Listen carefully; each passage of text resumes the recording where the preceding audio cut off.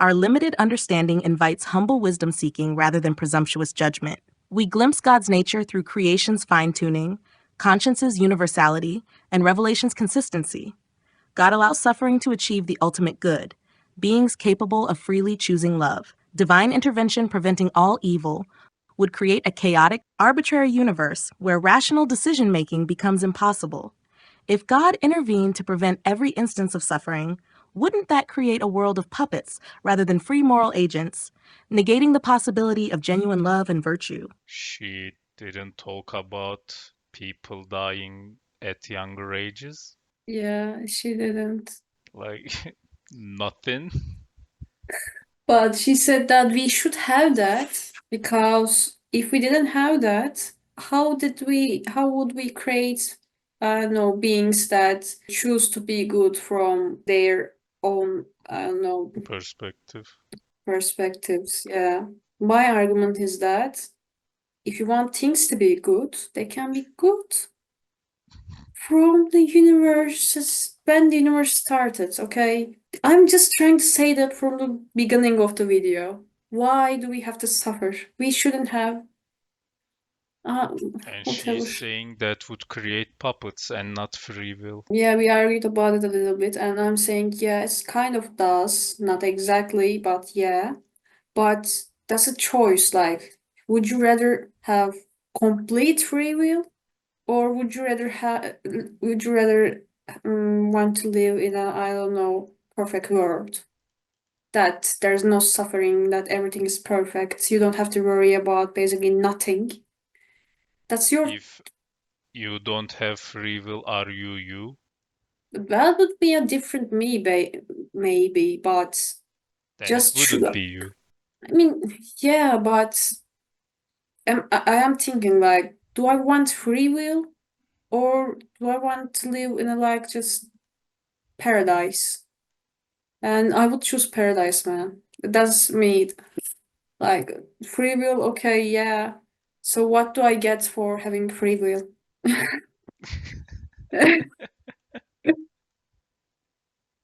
No, life is great. Don't get me wrong. Like I'm not happy.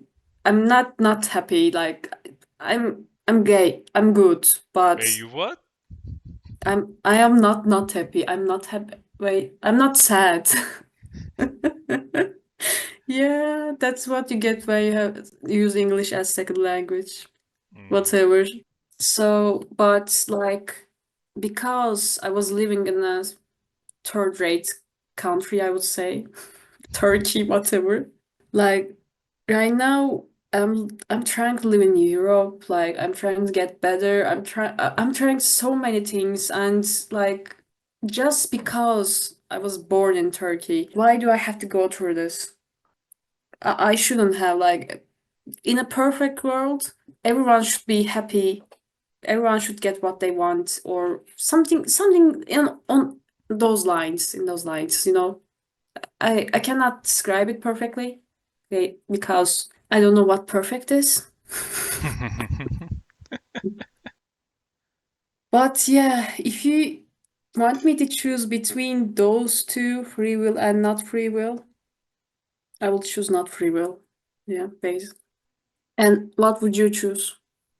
free will. Okay. The fuck? That sounds boring as fuck. Okay. But I'm telling you, in your perfect world, we wouldn't have Berserk. We wouldn't have Gintama. You wouldn't have One Piece. We wouldn't have Yakuza games. I mean, sometimes I think that those things are somewhat an escapism from reality. They are fun. I love them. But if like everything was perfect and we were happy, would need some kind of thing that like distracts us. I think we wouldn't like we wouldn't need them or we wouldn't want them. Whatever. That's a different world. You already don't need them. Yeah, I don't need them, but they're just like escapism. Like they make me happy. They are interesting. And yeah. So that's that. I don't know, man. Agents, negating the possibility of genuine love and virtue. Another question that we would like to look at is necessary being explains existence. Your Let's point about go. quantum peculiarities is intriguing, but it doesn't negate the need for an ultimate explanation. The notion of an uncaused first cause aligns perfectly with the concept of a necessary being. Imagine this being as existing outside of time and space, like an author to a story. Just as an author isn't bound by the rules of their fictional world, this necessary being wouldn't be limited by physical laws. The universe's apparent beginning, suggested by the Big Bang and the increasing entropy of the universe, points to a cause beyond itself. A timeless, spaceless, and immaterial cause fits the description of the necessary being we're proposing. If the universe had a beginning, what could have caused it other than something beyond nature? Moreover, how do we account for the fine-tuning of cosmic constants that allow for life without invoking a purposeful creator? Doesn't the anthropic principle merely push this question back to the multiverse level? Okay. Some of things she said, not everything, but that's why I am a deist. But like, okay, there's a God, but the God from all of the top of everything, like he created everything, whatever. Why are you defining God as like he created heaven, earth, he gave us rules, he gave us prophets. Like, why God is like that? He can't he or it. I'm just going to say it. Can't it be like an energy that is there from the first thing? Like the cause of everything is God, for example. I'm just giving an example. Maybe the Big Bang itself was God, and then it Yeah, died. Who knows? exactly. Okay, last one. Argument for a creator. The idea of a necessary being offers the most comprehensive and logically coherent explanation for our universe's existence. It solves the problem of infinite regress, the endless chain of why questions. It provides a foundation for the laws of nature, morality, and the fact that we can understand the universe at all. This being accounts for the fine-tuning we observe in cosmic constants and explains how consciousness could emerge in a way that purely physical explanations struggle with. It's like having a master key that unlocks multiple doors, rather than a separate key for each. Given all these points, what alternative explanation could be more compelling?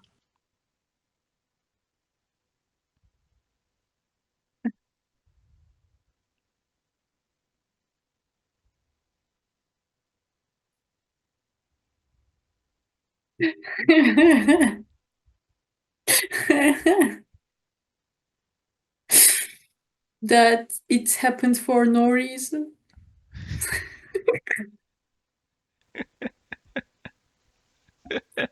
That there is endless whys because that's just it. So I'm not an atheist, but I mean, yeah. I mean, what if I don't want a master key? What if I want the answer to all of those separately? Sure. Why wouldn't I search for them? Just curiosity, man. Mhm. Yeah. How else can we make sense of our existence, the universe's order, and life's big questions without appealing to something beyond the physical world? Doesn't the cumulative weight of these arguments suggest that a necessary being is not just possible, but probable? As we stand in awe of the cosmos, isn't it If you reasonable to say conclude probable, then you are saying, okay, it can be or it cannot be. So you are basically agnostic, whatever. You are not a believer. No, I think she's talking from atheist perspective. Okay, then again, he is not a believer. So it can And be or it cannot be. and I wanna point out, I don't think, and I've heard atheists say this, I don't think atheism is rejecting God. It's just not believing in God. Yeah, And most probably because they don't see a scientific research of God existing. exactly. So yes, from an atheist point of view, God's existence is possible. It's just that we don't believe in any of that right now. I mean, Yeah. I don't mean we, I mean atheists. Mhm. I was still talking from atheist perspective. Conclude that there's a grand cosmic mind behind it all? This is the highest score of the debate, 45.6. While the idea of a necessary being might seem appealing, it's crucial to remember that "I don't know" is often a better answer than assuming a supernatural cause. Throughout Thank you. history, gaps in our knowledge have been filled with gods, only to be later explained by natural processes. The Yeah. universe is awe-inspiring and complex, but that doesn't mean it requires a designer. Natural explanations, though incomplete, have consistently increased our understanding. They're based on evidence we can observe and test. Multiverse theories and quantum mechanics offer intriguing possibilities for the universe's origin without invoking the supernatural. Isn't it more reasonable to continue exploring and expanding our scientific understanding rather than settling for a God of the Gaps explanation? Yeah. What is the Mhm. cause of lightning? God? Zeus. Zeus. Zeus. But now Or we know Thor. that because it's like electrons between the clouds and some stupid shit I don't remember. Earthquakes? God. But now it's actually tectonic plates trying to move or some shit I don't exactly know. What else? For example, the ancient Egyptians think that the heart was the brain. They think that our soul and mind was in heart. So they scrape the brain out of your nose when they are mummifying you, for example. But I mean, that's not it. We know that. So you don't have to praise the god for its terrain, for example. The two seas that are, I don't remember the names of the two seas. They look Well, like they are not Pacific mixing. Ocean. Okay. No. You remember the two seas that look like they are not mixing? It's Indian Sea. What? I don't remember which seas. But the Yeah. explanation is God put a barrier, and that is why they are not mixing. But now we know that they are actually mixing, but not just fast because of the Currents. because of the currents and the differences in Temperature. temperature. Yeah, Yeah. that's why they are mixing very slowly at Oh. that point. And I think they are Um, mixing, they are fixing faster close to the bottom. I might have heard that, but I'm not sure. I remember that I don't know, it's the same two seas we are talking about, but between Australia and Indonesia.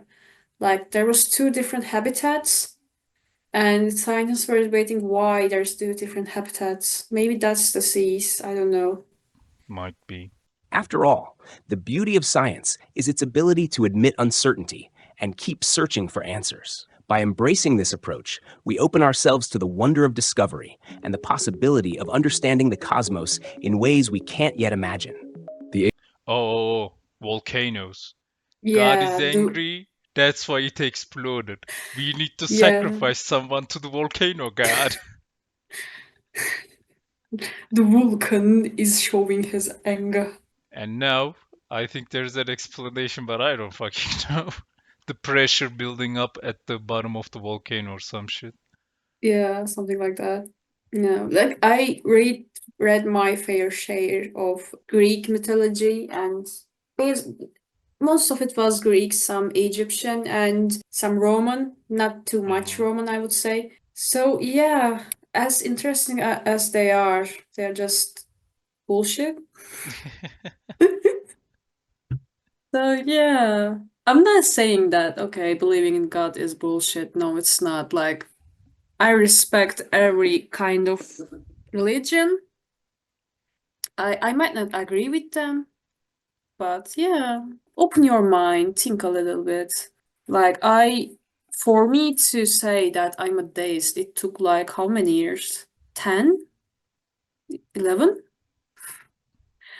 So just think about it. I would say, yeah. Do your research.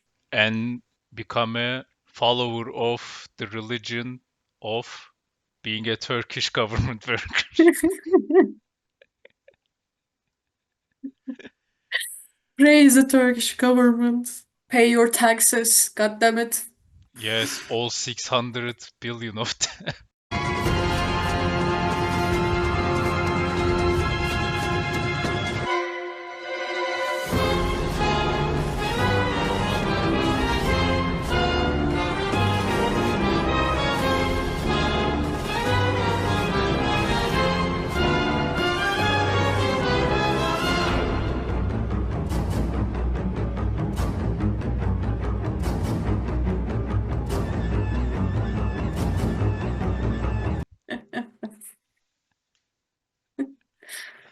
Atheists find, Let's see however, the final 606.4 score. Of course, Believer won take a Yeah. final to for some 598.8. bullshit reason. We'll hear more from them shortly, but What first, did let's take a final ChatGPT look at the said? scoring margins. There is a chat GPT. Atheist. Yeah, GPT-4. The blue one on left side. Oh, okay, I saw. Including both rounds, Google's Gemini remains the most generous model towards the atheist, awarding 5 points more on average. Meta's Llama 3 favors the believer by a margin of 4 points, while Claude averages a 2-point advantage for the believer. GPT-4 Omni ended up neutral, scoring a 0. Reflecting on round 2, I wish I'd expanded on emergent complexity using Conway's Game of Life as an example. This cellular automaton shows how complex, seemingly designed structures can arise from simple rules. Okay, I don't give a fuck. Can you look at the comments? What did they say? This is what a debate is supposed to look like, but they're insulting each other. Yes. Yeah.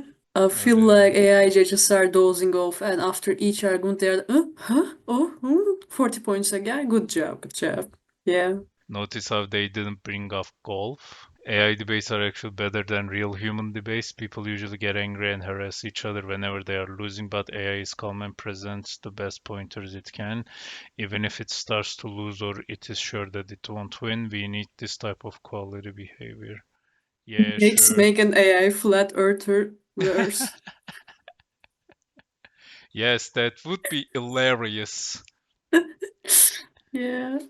The irony of the atheist AI saying there is no creator shouldn't go. What? 634 answers. Oh Bruh. my god. That's full on argument. Oh my god.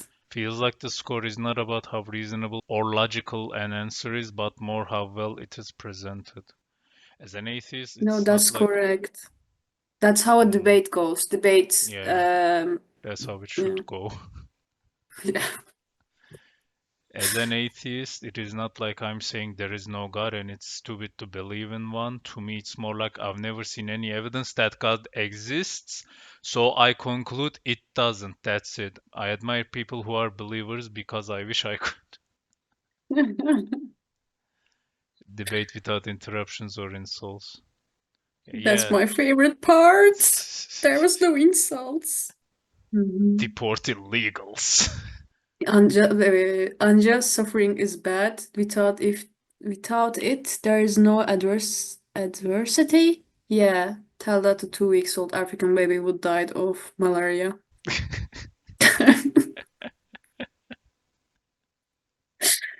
Do you want free will, you motherfucker? But I'm dying. That was Does God Exist from John Alexiuk. Yeah, It was something like that. sounds Polish. If you wanna watch, I'll probably will put it in the description, the original video. What are your final thoughts? It was a great debate. Like, it was a debate, not an argument, I would say. And yeah, so it was great. Like, we have different opinions about that too. So it was like eventful, I don't know, helpful, something like that. Go watch it, man, if you're interested in those types of question. Great. And I don't have any thoughts. Okay, bye. I'm gay.